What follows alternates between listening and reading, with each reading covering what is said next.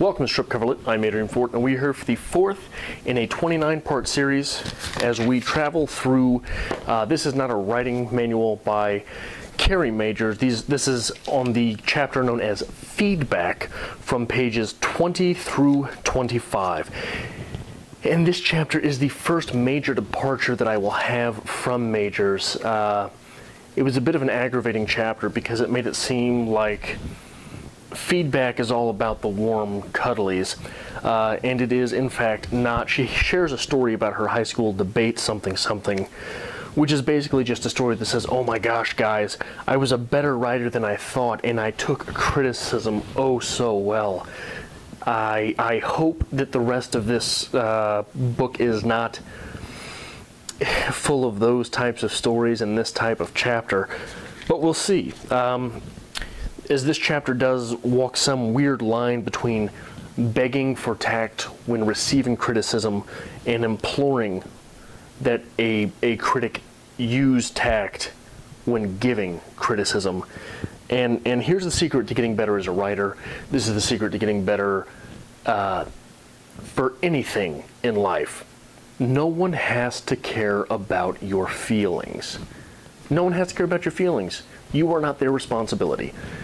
So whether or not someone has tact when giving you feedback cannot change the way that you receive the criticism, cannot change the importance that you put on criticism, and cannot change the seriousness with which you seek criticism.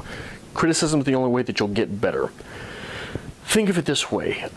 Your writing is like football practice, and your writing is like a sport, is like football. Your manuscript is like practice. The atta-babies are like a cool drink of water between drills. You don't get better from them. It's nice to have them, but they don't make you a better football player. You get better from going out and knocking your head against other people. You get better from the violence. It's sort of a Marxist theory, sure.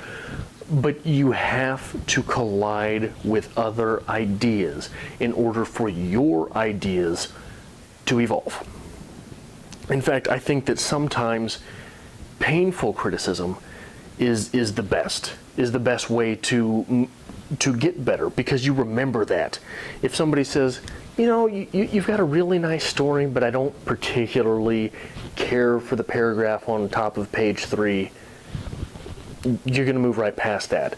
But if somebody says this here on the top of page 3, it sounds like Dan Brown wrote it, you're going to remember. It sounds like Stephanie Meyer wrote it, you're going to remember. And you're going to look at it, and you're going to look at it very seriously. When I ran a writers group, there was one member in particular who wrote super painful dialogue. I don't say this to make fun of anyone. We all have weaknesses in our writing, and this was a glaring weakness. The rest of his writing was pretty good stuff, but the dialogue was so outlandish. It was as if someone from another planet were trying to write dialogue for humanoid peoples. And one of the strategies that I used to use was to make him and another member read that dialogue out loud.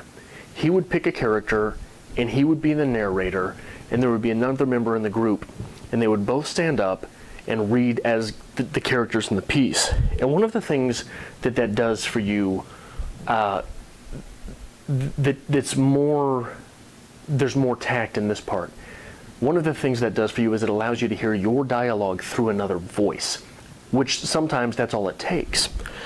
But another part to that is it's a very painful thing. Once you go through it, you don't want to do it again. You don't want, so every time you start to write dialogue on the page, the first thing you will think is, oh Christ, I'm going to have to stand up and read this in the group. I know it. I just know it. So you go back and you edit it. But what ends up happening is you stop at some point fearing the group, and you start aiming towards simply making your dialogue better. The guy in the story, by the way, has a master's in creative writing now, so it's not something that was just a sadist act on my part. Sure, there's a little bit of it there. I am only a bit of a bully, but it was necessary. Similar to this, Chuck Palahniuk tells a story that from time to time Tom Spanbauer in his writing group used to make them all used to set up readings at sports bars where people would openly heckle. So you know that when you're going to perform something at a sports bar, you'd better make people put their wings down and listen. Your writing had better be better than my Boulevard Wheat. Because if it's not, and I'm not someone who cares about writing or reading or literature or any of this, I'm going to yell things at you. On a personal note,